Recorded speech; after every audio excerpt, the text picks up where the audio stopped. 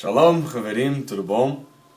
O tema da semana é o tema de Purim. A gente vai falar um pouquinho sobre a festa de Purim.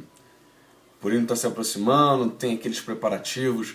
Lá no Cris a gente já está falando sobre isso, a gente já está trabalhando de Azalachot de Purim, como se comemora, na Yeshiva, o pessoal do Limur, Toraor, a gente sabe que a gente vai começar a já trabalhar todos os conceitos de Purim e a gente agora, além de terminar aquilo que a gente já está estudando normalmente, a gente vai falar também sobre Purim. E aqui então eu quero separar esse momento não para estudo, uma coisa muito didática, não. A gente vai falar um pouquinho sobre as características de Purim. Eu lembro de uma história de Purim muito interessante. Uma pessoa, uma vez, encontrou com outra indo no caminho da rua, e uma estava se preparando, falou assim: olha, eu estou com aqui as bolsas das fantasias e tal, a gente já está se preparando já. Você já sabe já onde é que você vai assistir a Megillat Esther? A pessoa falou assim: olha, sabe que eu ainda não pensei nisso? Não? E você está indo aonde agora? Então, agora eu estou fazendo uma coisa muito importante agora. O que você está fazendo? Eu vou no banco. Por que no banco, Ravel? Ele falou assim: eu vou me preparar também para Purim. Você está preparando suas fantasias, suas coisas, onde é que você vai estudar Megillat, mas estou me preparando de uma outra forma. Eu vou pegar o dinheiro e trocar todo por notas novas no banco. Por quê? Porque a gente tem a alahá de dar 2 porções mínimas para alguém que está passando por necessidade. Então, estou pegando meu maaser, minha tzedakah, minha dízima e a minha doação, meu presente, e estou separando para as pessoas. Então, eu quero que as notas estejam todas novinhas, cédulas estejam todas novas, bonitas. Então, estou separando para poder dar uma coisa mais bonita. A pergunta: o Rambam fala que, na verdade, toda maaser tzedakah tem que ser dada com alegria. Você tem que dar com felicidade. Se você não dá com felicidade, ela não valeu. Interessante é que a gente tem esse conceito de unidade do povo, união do povo em Purim. E esse conceito de maaser tzedakah é algo que une muito o povo de Israel. Em outras religiões, em outros povos, geralmente o dinheiro, o valor que é recebido, ele é de direito e propriedade do sacerdote. Quando dentro de Am Israel, na verdade, o sacerdote ele é o representante do povo para com Hashem.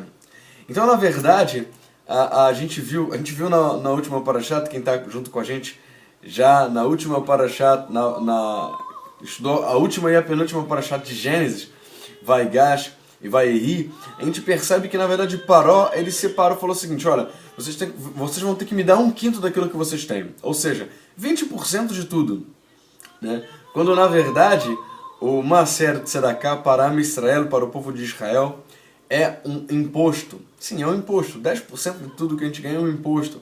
Mas um imposto para quê? Um imposto para o próprio povo, para ser usado com o povo. O povo de Israel ele não depende das outras pessoas em redor. Não depende do governo vigente, até porque as nossas leis não são as leis vigentes em cada país onde a gente está. É lógico que respeitamos as leis vigentes, na verdade todas as leis atuais, em boa parte, são inspiradas na própria Torá e acham respaldo inclusive na própria Torá. Mas a verdade, a grande verdade é o seguinte, que a gente, quando a gente se une num Knis, num Beit HaKnesset, num lugar de reunião, a gente se preocupa uns com os outros, porque esses valores são para ser dados para as pessoas que necessitam. Tanto isso chega tão forte, mas tão forte, que na Megillat de Esther, na história de Purim, a gente tem algo muito interessante. Aparece uma personagem que se escreve Rei Tav Het. Hatar. Aí pergunta, na Masechet Megillat, no Talmud, pergunta o seguinte: quem é esse tal Hatar? Na verdade, Hatar é um nome feio. Até soa meio esquisito, como uma mãe coloca. Muitas mães colocam Moshe, nome dos filhos, falando de Moshe Rabbeinu. Bota Avram em homenagem a Avraham Avinu. Yaakov, como no caso, uma homenagem para Yaakov Avinu. Mas quem é esse tal de Hatar? É até um nome esquisito, né? E Hatar, ele tem uma conotação meio nome feio em hebraico. E também, literalmente significa cortar. E aí, na Masechet Baba Batra fala o seguinte: o nome desse personagem, na verdade, é Daniel. Mas por que Daniel? Aí Masechet Baba Batra fala o seguinte, que na verdade esse Daniel, que estava em Bavel, na Babilônia, nessa época, era o mesmo Daniel Hanavi, o profeta Daniel, que tem inclusive um dos seus nomes, um dos seus livros que ele escreveu, está no Tanar. Pergunta: um homem tão honrado, tão importante como esse, um Hanavi, um profeta, que tem o seu nome em um livro do Tanar, uma pessoa tão, mas tão importante, que foi usado por Akadosh Baruch Hu, por Hashem, para poder salvar o povo, por que o nome dele não aparece como o nome dele em Purim? Em primeiro lugar, que os nomes dentro de Purim, na verdade, são símbolos, né, da história do que aconteceu, né? E na verdade também porque teve um motivo especial nesse caso. Nebuchadnezzar, o Nabucodonosor, ele fez umas coisas muito feias, profanou o templo, matou Yehudim, matou pessoas, e aí ele perguntou para Daniel: Daniel, como eu posso ser redimido perante Akadosh Baruch Hu? Como eu faço para tocar o coração de Akadosh Baruch Hu, para que o do sagrado bendito seja ele, para não sofrer tantas consequências daquilo que eu fiz? Daniel vira-se para ele e fala o seguinte: é simples, faz tzedakah. Quando alguém faz tzedakah, toca o coração de Akadosh Baruch Hu. Daniel sabia disso, Nebuchadnezzar depois ficou sabendo disso, e a grande verdade é que Hashem ficou chateado com ele, com Daniel. Falou assim: como é que se fala esse segredo? Essa coisa tão gostosa que eu tenho entre vocês, entre o povo de Israel e eu, e você divide isso com outra pessoa. Na verdade, Haverim, por isso que o Talmud fala que o nome dele aparece em Purim como Hatá Hagidolo, que é cortou a sua grandeza. Porque na verdade ele era tão grande, mas dividiu isso com uma pessoa que talvez que não era digna naquele momento disso. Haverim, na verdade, Maaser Tzedakah, a dízima e a justiça social do povo de Israel é algo tão lindo, mas tão lindo que é admirado pelos outros povos. O próprio Akadosh Baruch Hu preza isso de maneira tão linda. Assim, todas as vezes em que a gente tem a oportunidade de estar participando, não só na época de Purim, mas em qualquer época, nós, de fato, estamos fazendo algo para a nossa própria elevação. Isso chega tão forte, mas tão forte, que Rav Shach, o grande rabino de Israel, encontrou com um filântropo, que uma vez esse grande filântropo foi conversar com ele sobre uma dúvida de Torá. E ele falou para ele, ele respondeu a pergunta dele e depois falou o seguinte: olha, Ravero, posso te falar uma coisa? Meu coração chega a ficar pesado com isso, mas eu invejo o seu Olam Haba. Haverim, Rav Shach, o grande da geração, um rabino que escreveu muita coisa sobre Torá, que foi tremendamente um instrumento para a força de Akadosh Baruch Hu nessa terra. Ele vira para um filântropo e fala o seguinte: eu invejo o teu Olam Haba. O filântropo olhou para ele e falou o seguinte: olha, Rav, desculpa perguntar, mas você tem certeza que você está falando comigo? O senhor escreveu tanta coisa sobre Torá, o senhor tem uma sabedoria tão grande, quantas coisas aconteceram milagrosamente na sua vida. Por que você está dizendo que você inveja o meu Olam Haba? O mérito é seu. Rav Shach falou o seguinte: eu sou uma pessoa que vive Torá e você me ajuda a viver e estudar a Torá. E responder pergunta para quem vier me questionar. E ajudar outras pessoas. Só que eu sou uma pessoa. Você ajuda tal Rosh Yeshiva, você ajuda tal Rav, você ajuda tal instituição. Olha só quantas pessoas você ajuda. E quantas pessoas você está aproximando, está fazendo kiruv de Akadosh Baruch Hu, de Hashem. Então eu sou uma das pessoas. Agora o seu valor, o seu dinheiro que você está ajudando, faz muito, muito, muito mais. Esse é o Rav Shach falando. Rav Shimon Schwab, ele fala uma coisa muito interessante. Quem dá para Akadosh Baruch Hu, quem faz uma doação, uma instituição de Torá, não só uma instituição de caridade, mas uma instituição de Torá, que via de regra são instituições que cuidam dos pobres da comunidade e também cuidam de toda a estrutura de ensino de Torá. Haverim, assim fazendo, Rav Shimon Schwab fala que esses sim são os verdadeiros ricos. Não são aqueles que estão muitas posses, mas aqueles que sabem reconhecer o valor da Torá. Isso chega tão forte na Halachá, que fala o seguinte: deixa as pessoas que vão fazer alguma coisa para quem não entende de Torá. Sempre vai haver pessoas de coração bom para fazer doações, para ajudar qualquer tipo de instituição. Mas você que sabe o valor da Torá, você que sabe o valor que a Torá tem e o valor que o estudo da Torá tem, faça você uma doação para uma instituição de Torá. Isso, Haverim, é o poder que tem Maaser Tzedakah. Chega a tocar fundo no coração de Akadosh Baruch Hu. Conta-se uma história judaica que, na verdade, e talvez esse seja o grande coração da Megilat Esther, né? O desejo de ajudar o Am Israel. Não era só o desejo de salvar a si, mas também a vontade e o desejo de ajudar a Am Israel a se fortalecer. Isso aconteceu uma história que uma pessoa estava para casar e alguém falou o seguinte: olha, Rav, sua filha está para casar, a gente sabe disso, mas no dia do casamento dela há alguma coisa que vai acontecer. Nós recebemos uma nevoa, recebemos uma profecia, a gente sabe, tem certeza absoluta que ela vai morrer no dia do casamento dela. O Rav ficou nervoso, ficou chateado e falou assim: agora como é que eu faço? Começou a rezar, fazer terrilim e tal. Falou assim: não há nada que você possa fazer. A única coisa que pode acontecer é se alguma coisa na sorte dela mudar. Se a sorte dela mudar, aí sim algo vai acontecer. Isso não depende de você.